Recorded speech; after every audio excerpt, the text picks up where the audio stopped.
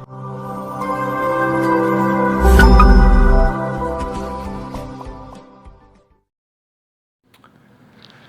Everyone, welcome to maths academy centre. कैसे हैं आप सभी। आज इस वीडियो में हम लोग पढ़ने वाले हैं क्लास 10th का मैथमेटिक्स का चैप्टर नंबर 12 का एक्सरसाइज 12.2। ठीक है, इससे पहले जो वीडियो आई थी उसमें हम लोगों ने क्वेश्चन नंबर 8 तक बना लिए थे। आज जो है हम लोग क्वेश्चन नंबर 9 से सॉल्व करते हैं। तो चलिए देखते हैं क्वेश्चन नंबर 9 में क्या बोल रही है। लिखा है कि एक वृत्ताकार ब्रूज को चांदी के तार से बनाया जाना है जिसका व्यास 35 mm है। ठीक, तार को वृत्त के 5 व्यासों को बनाने में भी प्रयुक्त किया गया है, यानी कि 5 को व्यास बनाने में उसको प्रयुक्त किया गया है, जो उसे 10 बराबर त्रिज्याखंडों में विभाजित करता है, जैसा कि आकृति 12.12 में दर्शाया गया है। तो ज्ञात कीजिए कि कुल वांछित चांदी के तार की लंबाई कितनी है। और सेकंड जो क्वेश्चन दी हुई है कि ब्रूज के प्रत्येक त्रिज्याखंड का कोण भी त्रिज्याखंड का क्षेत्रफल भी आपको निकालनी है। ठीक, तो चलिए देखते हैं कि क्वेश्चन कैसे बनेगी। तो सबसे पहले जो जो दिया हुआ है इस क्वेश्चन में सब के सब हम लोग क्या करेंगे, इसमें लिखेंगे। जैसे कि क्या दिया हुआ है, मेरा व्यास दिया हुआ है कितना ना 35 mm यानी मिलीमीटर। अब देखो, अगर व्यास दिया हुआ है तो त्रिज्या हम आसानी से निकाल सकते हैं कि त्रिज्या निकालने का फॉर्मूला क्या होती है, r बराबर होती है व्यास बटे 2, यही होती है ना। तो व्यास मेरा कितना है 35 और मेरा नीचे 2। ठीक है, तो 35 बटे में 2 mm आ गया मेरा क्या ना व्यास। ठीक, उसके बाद से क्या है कि त्रिज्याखंड हमको निकालने के लिए हमको कोण भी निकालनी पड़ती है। तो कोण हम कैसे निकालेंगे। ठीक, तो क्या करेंगे, हम इसको पहले लिखते हैं कि प्रत्येक त्रिज्याखंड का कोण बराबर। ठीक है, प्रत्येक त्रिज्याखंड का कोण बराबर क्या होगी ना, प्रत्येक त्रिज्याखंड का कोण टोटल। अगर एक वृत्त है, अगर पूरा वृत्त का अगर हम लोग कोण को नापेंगे तो कितना होगा ना 360 डिग्री होगी। ठीक है, अब उसको कितना त्रिज्याखंड में बांट रही है, तो क्वेश्चन में दिया हुआ है कि 10 त्रिज्याखंड में बांट रही है, तो इसको हम लोग काट देंगे तो मेरे पास क्या आ जाएगा ना 36 डिग्री आएगी ना। तो ये जो है थीटा बराबर आ गया आपका 36 डिग्री। ठीक है, ये जो है थीटा आपका आ गया कितना ना 36 डिग्री। ठीक, तो चलिए अब देखते हैं क्वेश्चन नंबर 1 में क्या बोला गया है ना। क्वेश्चन नंबर 1 में बोला है कि कुल वांछित चांदी के तार की लंबाई ज्ञात कीजिए। तो यहां हम लिखेंगे कि कुल वांछित चांदी के तार की लंबाई। ठीक है, कुल वांछित चांदी के तार की लंबाई कितनी है, इसको हमको निकालनी है। तो लंबाई निकालनी है मतलब क्या है कि उसकी परिधि ज्ञात करेंगे हम लोग। ठीक है, और उसके साथ साथ जैसे कि फॉर्मूला क्या लग जाएगी, 5 गुना व्यास, इतना व्यास में भी इसको बनाया जाना है जो कि क्वेश्चन में बोला गया है। ठीक है, आप लोग बुक को लेके साथ में बैठिए। वैसे तो मैं क्वेश्चन पढ़ देता हूँ, लेकिन आप लोग साथ में बुक लेके बैठिए ताकि क्या होगी, आप लोगों को ज़्यादा आसानी होगी क्वेश्चन को समझने में। ठीक है, अब यहाँ पर प्लस क्या करेंगे, वृत्त की परिधि क्या होती है, वृत्त की परिधि होती है आपका 2πr। ठीक है, इतना समझ गया। अब क्या करेंगे हम, देखो 5 है, अब व्यास कितनी दी हुई है 35 प्लस 2 इंटू पाई की वैल्यू कितनी होती है ना 22 बटे में 7 गुना त्रिज्या कितनी दी हुई है 35 बटे में 2। इतना तक समझ में आ गया है। अब क्या करेंगे, काट देते हैं इसको, 7 5 35, 2 और 2 खत्म। ठीक है, अब इसको हम लोग मल्टीप्लाई करेंगे तो 5 5 25, 2 बच गया, 5 दिया 15, 16 17 175। 22 को 5 से गुना करेंगे हम तो 5 दूनी 10, 1 बचा, 5 दूनी 10 और 1 11। अब जब इसको हम लोग जोड़ते हैं तो कितना हो जाएगा, 5 7 और 1 8 और यहाँ पर 285 मिलीमीटर। ठीक है, इसमें हम स्क्वायर नहीं लिखेंगे। क्यों स्क्वायर नहीं लिखेंगे, क्योंकि स्क्वायर जो है सिर्फ क्षेत्रफल में लिखी जाती है, और अगर आयतन हम लोग निकालते हैं तो उसमें हम लोग क्यू लिखते हैं, क्यूब। ठीक है, तो चलिए देखते हैं अगला क्वेश्चन। तो नेक्स्ट क्वेश्चन क्या बोला गया है, एक बार पढ़ लेते हैं नेक्स्ट क्वेश्चन को। लिखा है कि ब्रूज के प्रत्येक त्रिज्याखंड का क्षेत्रफल ज्ञात कीजिए। तो ब्रूज का प्रत्येक त्रिज्याखंड का क्षेत्रफल हमको ज्ञात करनी है। तो कैसे याद करें उसका फॉर्मूला तो आता ही होगा, क्योंकि इससे पहले हम फॉर्मूला हर क्वेश्चन में लिखते जाते हैं ताकि आप लोगों को कभी दिक्कत ना आए। तो यहाँ पर हम लिखेंगे ब्रुज के प्रत्येक, ठीक है, ब्रुज के प्रत्येक त्रिज्याखंड, ब्रुज के प्रत्येक त्रिज्याखंड का क्षेत्रफल, ठीक। क्षेत्रफल फॉर्मूला क्या होती है, पाई आर स्क्वायर थीटा बटे 360 डिग्री। पाई की वैल्यू कितनी है ना, पाई की वैल्यू है 22 बटे में 7, 360 लिख दिए यहाँ पर, ठीक है। अब क्या करेंगे, इसमें 360 लिख दिए। अब यहाँ देख सकते हो त्रिज्या, त्रिज्या कितना निकाला हुआ है ना 35 is divided by 2, double times इसको लिखना पड़ेगा क्योंकि ऊपर में स्क्वायर है। अब देखो थीटा की वैल्यू कितनी आई है ना 36 डिग्री, ठीक है। इतना तो समझ में आ गया, सारा का सारा वैल्यू इसमें हम पुट कर दिए। अब जरा काटते हैं, देखते हैं कि कैसे ये कटेगी। 7 एकम 7, 7 पचे 35, ठीक है। अब 36 है तो 36 को एक बार यानी कि 10 कट गया मेरा। 5 एकम 5, 5 दूनी 10, 2 एकम 2, 11 दूनी 22। अब तो नहीं कटेगा, तो यहाँ पर हम क्या करेंगे, लिख लेते हैं कि 11 गुना 35 इज डिवाइडेड बाय कितना आ जाएगी, 2 है, यानी कि 2, देखो यहाँ पर 2 दूनी 4 आ गया। अब यहाँ पर अगर हम 35 और 11 को मल्टीप्लाई करते हैं तो 385 आएगा is divided by 4, 385 is divided by 4। अब यहाँ पर हम लिख सकते हैं mm स्क्वायर, ठीक है। तो देख सकते हो ये जो क्वेश्चन है काफ़ी ज़्यादा इजी तरीका से बन गया मेरा, क्वेश्चन नंबर 9, ठीक। तो आप इसको पॉज करके इसको नोट कर सकते हो, ठीक। चलते हैं नेक्स्ट क्वेश्चन में। अगला क्वेश्चन क्या है, क्वेश्चन नंबर 10। क्वेश्चन नंबर 10 में क्या बोला गया कि एक छतरी में 8 ताने हैं जो बराबर दूरी पर लगे हुए हैं। छतरी को 45 सेंटीमीटर त्रिज्या वाला एक सपाट वृत्त मानते हुए इसकी 2 क्रमागत तानों के बीच का क्षेत्रफल ज्ञात कीजिए। सीधा सीधा इसमें हम लोग त्रिज्याखंड का क्षेत्रफल निकाल देनी है, ठीक। तो चलिए देखते हैं। तो क्वेश्चन नंबर कितना है ना 10, यहाँ पर लिख लेंगे क्वेश्चन नंबर 10। और जो जो चीज़ इसमें दिया हुआ है सारा का सारा हम लोग इसमें नोट कर लेंगे। तो पहले क्या दिया हुआ है इसमें, छतरी की त्रिज्या, यहाँ लिखेंगे हम लोग छतरी की त्रिज्या यानी कि आर कितना दिया हुआ है ना 45 सेंटीमीटर, 45 सेंटीमीटर दी हुई है। प्रत्येक त्रिज्याखंड का कोण, ठीक है। त्रिज्याखंड निकालने के लिए हमको उसका कोण को ज्ञात करना काफ़ी ज़्यादा जरूरी होती है। और उसको कैसे ज्ञात करेंगे जरा देखते हैं। प्रत्येक त्रिज्याखंड का कोण, ठीक है। तो प्रत्येक त्रिज्याखंड का कोण क्या हो जाएगी इसमें, तो प्रत्येक त्रिज्याखंड का कोण निकालने के लिए देख लेते हैं कि उस जो छाता है उसको कितने भागों में डिवाइड किया गया है। तो सबसे पहले लिखेंगे कि 360 डिग्री, क्योंकि एक वृत्ताकार है तो एक वृत्त के जो कोण होती है ना वो 360 डिग्री होती है। अब देख सकते हैं कि जो छाता है उसको कितना बराबर भागों में बांटा गया है ना 8 बराबर भागों में बांटा गया है, ठीक है। अगर 8 बराबर भागों में बांटा गया है उसको, तो यानी कि इसको जब हम लोग काट देते हैं तो कितना हो जाएगा आना 8 4 32, अब 4 बचे 40, 8 बचे 40, ठीक है। तो कितना आ गया 45 डिग्री, ठीक है, ठीक है। तो थीटा बराबर कितना आ गया ना 45 डिग्री, ठीक, इतना आ गया। अब क्या करेंगे इसके बाद से, 2 क्रमागत तानों के बीच का क्षेत्रफल, सीधा सीधा हम इसका क्वेश्चन को बनाते हैं। 2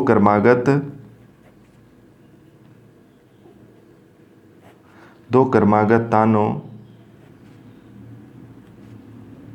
के बीच का क्षेत्रफल, ठीक।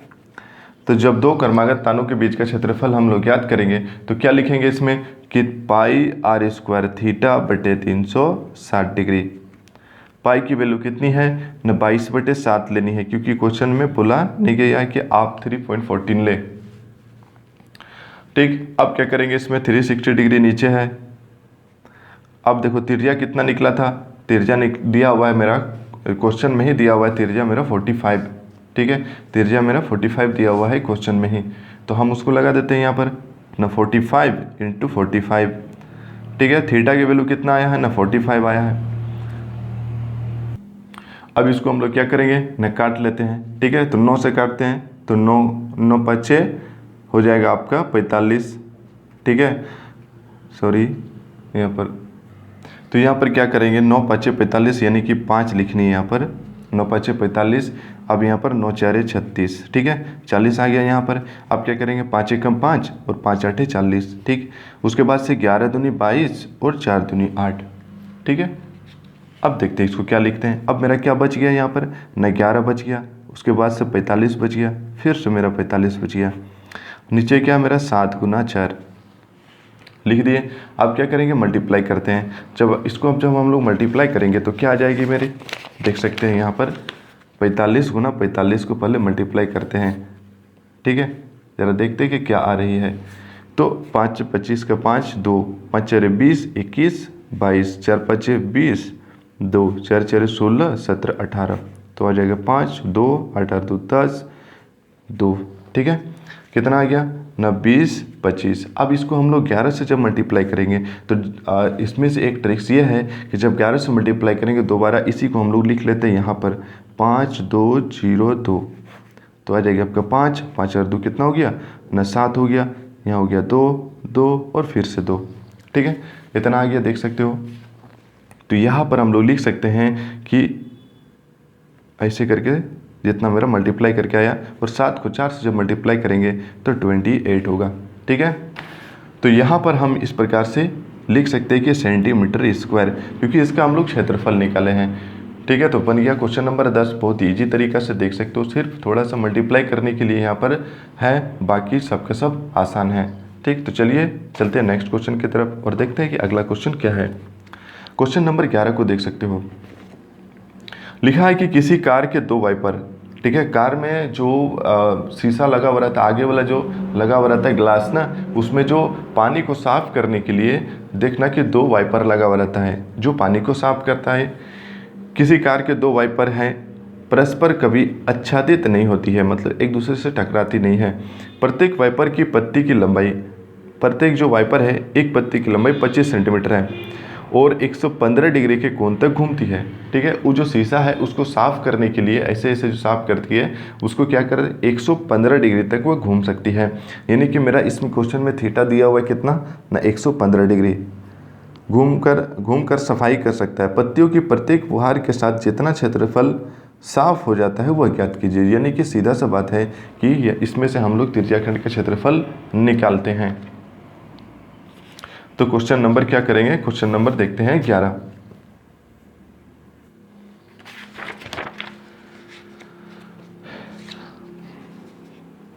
Question number 11। ठीक है, सबसे पहले जो जो चीज़ दिया हुआ है इसमें सारा का सारा हम इसमें नोट कर लेंगे। जैसे कि क्या लिखा है पत्ती की लंबाई। ठीक है, पत्ती की लंबाई कितनी दी हुई है ना, पत्ती की लंबाई, तो जो पत्ती की लंबाई है ना इसी को हम लोग त्रिज्या ले लेंगे, त्रिज्या आर, यानी कि आर ले लेंगे, इसी को 25 सेंटीमीटर दी हुई है। जो प्रत्येक पत्ती है ना उसकी लंबाई मेरा 25 सेंटीमीटर दी हुई है। और थीटा की अगर बात करें तो थीटा मेरा दिए हुए है 115 डिग्री। तो प्रत्येक जो पत्तियों के प्रत्येक फुहार का क्षेत्रफल निकालनी है, पत्तियों के प्रत्येक फुहार का क्षेत्रफल। ठीक है, पत्तियों के प्रत्येक फुहार का क्षेत्रफल हमको ज्ञात करनी है। तो पत्तियों के प्रत्येक फुहार का क्षेत्रफल हम लोग कैसे ज्ञात कर सकते हैं, इसमें ना फॉर्मूला क्या होती है त्रिज्याखंड का क्षेत्रफल। अब बताओ कि पत्ती तो 2 है। ठीक है, तो यहाँ पर सबसे पहले हम लिख लेंगे कि 2 अब पाई आर स्क्वायर थीटा बटे 360 डिग्री। ठीक है, इतना तक समझ में आ गया है। अब जो जो हम लिखे हैं ऊपर में सारा का सारा इसमें हम नोट कर देते हैं। तो पाई की वैल्यू हम कितना देंगे ना 22/7 गुना कितना है 360। अब देखो आर है तो आर की वैल्यू कितनी भी है ना 25, फिर 25 और थीटा की वैल्यू कितनी है ना 115 डिग्री। ठीक है, इतना लिख लिए। ठीक, अब क्या करेंगे इसके बाद से इसमें जो है हम काट लेते हैं इसको, कि कैसे कटेगा ज़रा देख लेते हैं इसमें से। तो इसको जब हम काटेंगे तो सबसे पहले देखेंगे 7 से ये कट रही है कि नहीं। 7 एकम 7, 4 5 नहीं कटेगा, तो हम क्या करते हैं ना 5 से काट लेते हैं इसको। 5 25, अब देखते हैं इसको 5 6 30, ठीक है। 5 7 35 होती है, और एक बढ़ा देते हैं 5 7 35, 5 दूनी 10, 72 आ गया। अब जब 72 आ गया है तो हम क्या करेंगे, फिर इसको काटेंगे। 11 दूनी 22 और 36 दूनी 72, फिर 2 एकम 2, 18 दूनी 36। अब कहीं तो नहीं कटेगा। ठीक, अब लिख लेते हैं इसको।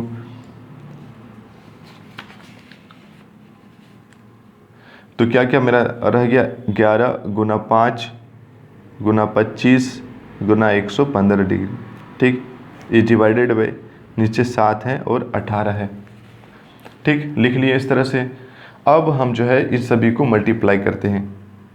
तो सबसे पहले देख लो, जो 18 है और 7 है, इसको हम लोग अगर मल्टीप्लाई करते हैं तो कितनी होती है ना, 18 7 126। नीचे वाला तो हमने लिख लिए, लेकिन ऊपर वाला हम लोग को मल्टीप्लाई करनी पड़ेगी। तो चलिए देखते हैं कि मल्टीप्लाई कैसे करेंगे। सबसे पहले क्या करेंगे कि 115 और 25 को हम लोग मल्टीप्लाई करते हैं। 115 है और 25 है, तो 25 25 का 5, कितना बच गया 2, 5 एकम 5 और 2 कितना हो गया 7। ठीक है, 5 एकम 5 और 2 7, फिर 5 एकम 5, फिर 2 से 5 को 2 5 10, 1 बचा, 2 एकम 2 और 1 3 हो गया, 2 एकम 2। अब हो गया 5, फिर हो गया 7, तो 5 और 3 कितना हो गया ना 8, यहाँ पर हो गया 2। ठीक है, देख लिया, इतना आ गया मेरा। अब क्या करेंगे, मेरा जो है फिर से हम 5 से गुना करते हैं इसको।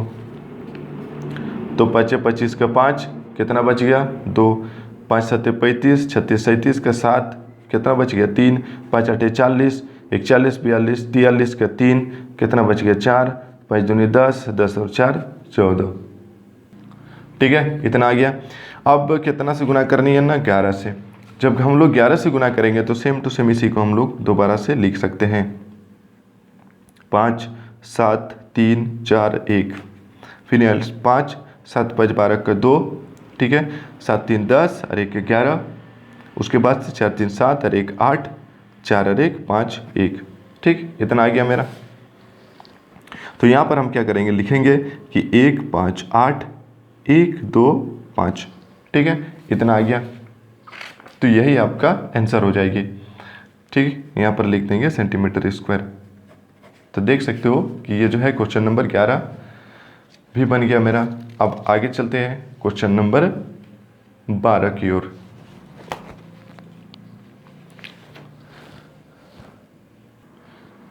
क्वेश्चन नंबर 12 को एक बार पढ़ते हैं। लिखा है कि जहाज़ों को समुद्र में जल स्तर के नीचे स्थित चट्टानों की चेतावनी देने के लिए एक लाइट हाउस 80 डिग्री कोण वाले एक तिर्याखंड में 16.5 किलोमीटर की दूरी तक लाल रंग का प्रकाश फैलाता है। समुद्र के उस भाग के क्षेत्रफल ज्ञात कीजिए जिसमें जहाज़ों को चेतावनी दी जा सके। ठीक, इसमें देखो पाई की वैल्यू दी हुई है 3.14, इसलिए इसको देखकर ही बनानी है। अगर इसमें आप 22/7 लगाते हो तो आपका आंसर नहीं आने वाली है। चलिए बनाते हैं इस क्वेश्चन को। तो सबसे पहले क्या है कि जो लिखा हुआ है उसको हम लोग नोट कर लेते हैं क्वेश्चन में, क्वेश्चन नंबर 12। ठीक, तो क्वेश्चन नंबर 12 में क्या क्या लिखा हुआ है तो देखते हैं। क्वेश्चन नंबर 12 में त्रिज्या दी हुई है,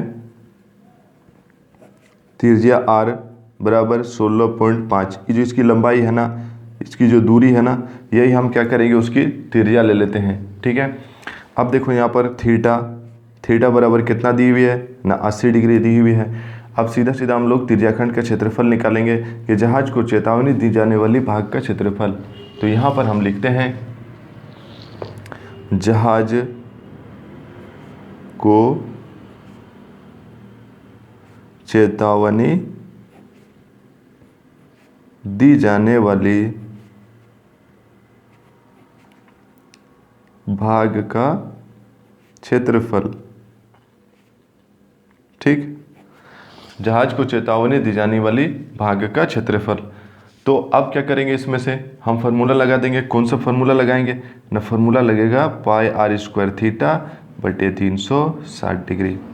ठीक है, इतना फार्मूला लग गया। इस अब हम क्या करेंगे, जो जो वैल्यू मेरा ऊपर लिखे हैं सारा के सारा इसमें हम पुट कर देंगे। जैसे कि पाई की वैल्यू कितनी है ना, 3.14 है। ठीक है, इस बात को ध्यान में रखना क्वेश्चन बनाते वक्त।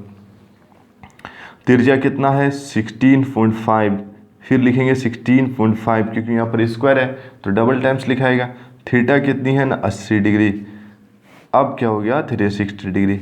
बस अब यहाँ से आप काट के गुना कर सकते हो और उसके बाद से आपका आंसर आ जाएगा। तो चलिए देखते हैं कि यह क्वेश्चन कैसे बनाएंगे। यहाँ पर अगर हम पॉइंट को हटाते हैं, इस जगह पर भी पॉइंट को हटाते हैं तो नीचे यहाँ से एक जीरो, यहाँ से एक जीरो, यानी कि 100। ठीक, यहाँ से अगर पॉइंट को हटाते हैं तो यहाँ पर भी हम क्या लिखेंगे ना 100 लिखेंगे। लिख दिए। अब देखो यहाँ से एक जीरो कटा, यहाँ से भी एक जीरो हम काट दिए। अब इसके बाद से हम कैसे काट सकते हैं ज़रा देख सकते हो। तो इसको हम लोग कैसे काटेंगे ज़रा देख सकते हो। ये जो 8 है, 8 को हम जब इससे काटते हैं तो कितना हो जाएगा, 8 चारे कितना होती है 32। अब इसमें से 4 बचा इसमें दिए तो हो गया मेरा 40, तो 8 बचे 40, कितना हो गया ना 45 हो गया। अब हम इसको क्या करेंगे ना 5 से काटते हैं, तो 5 यहाँ पर करते 5 दिया 15, एक बचा इसमें दिए, फिर 5 दिया 15। अब यहाँ पर 5 9 45, यहाँ पर 11 तिया 33 और यहाँ पर 3 तिया 9। ठीक है, इतना हो गया। अब क्या करेंगे ना कि यहाँ पर जो 3 है इसको इससे काटते, 3 बचे 15, एक बचा इसमें दिए, फिर 3 बचे 15, कट गया। अब जो है ना जीरो वाला जो संख्या है इसमें से हम इसको एक भी नहीं काटेंगे। क्यों नहीं काटेंगे ज़रा देखो आगे। 3 14 इंटू 11 इंटू 55, इतना आ गया। अब इसको हम लोग क्या करते हैं ना कि नीचे जो है कितना जीरो बच गया, 1 2, अब इस यहाँ पर 1 3 हो गया। अब इन सब को क्या करेंगे हम मल्टीप्लाई करते हैं। ठीक है, इन सब को हम क्या करेंगे ना मल्टीप्लाई करते हैं। तो ज़रा देखते हैं कि मल्टीप्लाई करने के बाद कितनी आ रही है। ठीक है, तो यहाँ पर हम क्या करते हैं ना मल्टीप्लाई कर लेते हैं इसको। तो क्या हो जाएगा 314 होगा और उसके बाद से हम 55 से मल्टीप्लाई करते हैं तो कितना आ जाएगा, 5 4 20, कितना आ गया मेरा 2, 5 1 5 और 2 कितना हो गया 7, फिर 5 1 5 दिया 15। ठीक है, फिर इससे करेंगे तो इसी को हम लिख देते हैं 0 7 7 5 12 और यहाँ पर क्या आ गया मेरा 5 है तो 5 और 1 6 और 1 कितना हो गया ना 7 और यहाँ पर आ गया मेरा कितना 1। ठीक है, अब हम क्या बताए थे कि अगर 11 से मल्टीप्लाई करनी है तो सेम टू सेम इसी को हम दोबारा से लिख सकते हैं। 0 7 7 और 2 कितना हो गया 9 हो गया, फिर 7 और 2 9 हो गया, 7 और 1 8, इतना। ठीक है, इतना आ गया, यह देख सकते हो यहाँ पर मल्टीप्लाई करने के बाद इतना मेरा आ गया। अब यहाँ पर हम क्या करते हैं ना लिखते हैं इसको कितना 18990 इज डिवाइडेड बाई 1000, लिख लिया इसको। अब इसके बाद से यहाँ पर देख सकते हो कि किलोमीटर है तो यहाँ पर किलोमीटर स्क्वायर हम लिखेंगे आंसर में, लेकिन यहाँ पर आंसर ई नहीं आएगी। अब क्या करेंगे हम पॉइंट बैठा देते हैं। चाहो तो आप जीरो को काट सकते हो और नहीं तो फिर रहने भी दे सकते हो। जैसे कि यहाँ से यहाँ हम काट सकते हैं इसको और दाहिने साइड से गिनेंगे 2 को, जैसे कि 2 0 है तो दाहिने साइड से गिन के 2 संख्या के बाद पॉइंट दे देंगे, यानी कि 189.97 किलोमीटर स्क्वायर आपका आंसर हो जाएगी। ठीक है, तो ये है आप लोगों का क्वेश्चन नंबर 12। ठीक है, देख लिए काफ़ी ज़्यादा इजी तरीका से ये बन गया मेरा क्वेश्चन नंबर 12। ठीक, तो इस प्रकार से आज हम लोगों ने कौन सा कितना नंबर का क्वेश्चन देख लिया 12.2 का क्वेश्चन नंबर 9 से 9 10 11 और 12। ठीक है, जो 12 नंबर का क्वेश्चन आज हम लोगों ने सॉल्व कर लिया। ठीक है, तो वीडियो आपको कैसी लग रही है प्लीज़ कमेंट बॉक्स में ज़रूर लिखना और अपने दोस्तों को शेयर ज़रूर करना और हाँ सब्सक्राइब करना तो बिल्कुल भी मत भूलना। ठीक है, तो चलिए मिलते हैं नेक्स्ट वीडियो में, तब तक के लिए बाय।